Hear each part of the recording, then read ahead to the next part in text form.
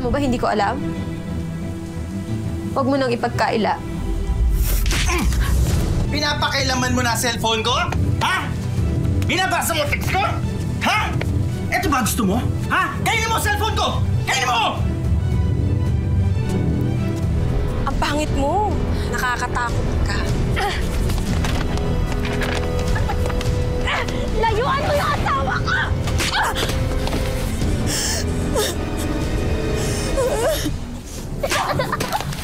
Mama!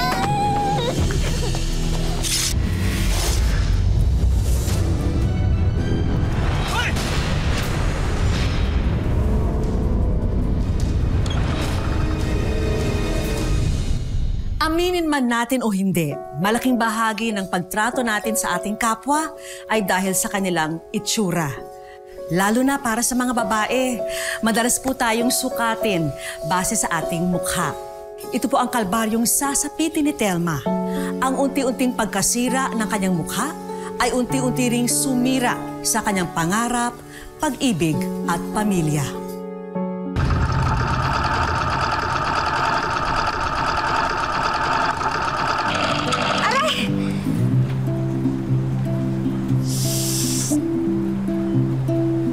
Telma, ano nangyari sa'yo? Miss, ano nangyari?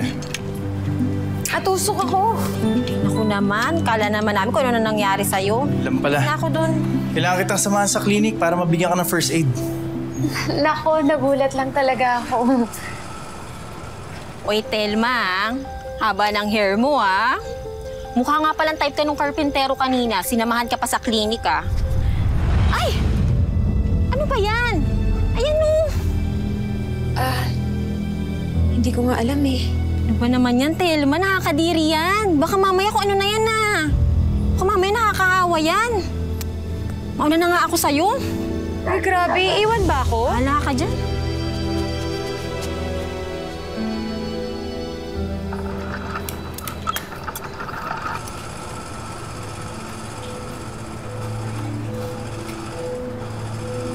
Andrea, nahihirapan ka ba? Gusto mo tulungan kita? Ha? Hindi, okay lang ako. Sige, okay lang ako dito. Andrea, Kailangan kasing... Sinabi ng okay nga lang ako eh. Hindi ko naman kailangan ng tulong mo eh. Andrea, hindi naman nakakahawa to. Allergy lang to. Paano mo naman nalaman? Nagpatingin ka na ba sa doktor ha, Telma? Baka mamaya mahawa mo kami lahat dito, oh. Telma naman. Sige na, bumalik ka na nga ron. Doon sa pwesto mo. Alis na.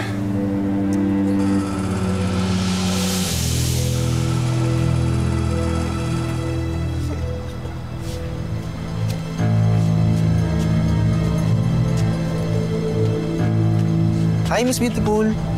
Ano ba? Ah! What? Tama na! Tama na! Tama na! Bitawan mo siya!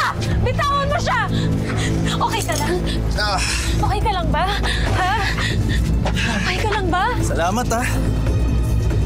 Anong salamat? Ako nga dapat magpasalamat sa'yo. Niligtas mo ang buhay ko. Sa tayo.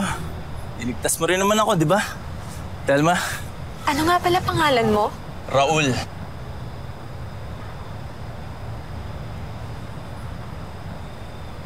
Hindi ka ba nandidiri sa akin? May bukol ako. Hindi. Kasi kung nakakahawa yan, hindi ka lalabas ng bahay, di ba? O kaya hindi ka rin naman papayagan sa ospital.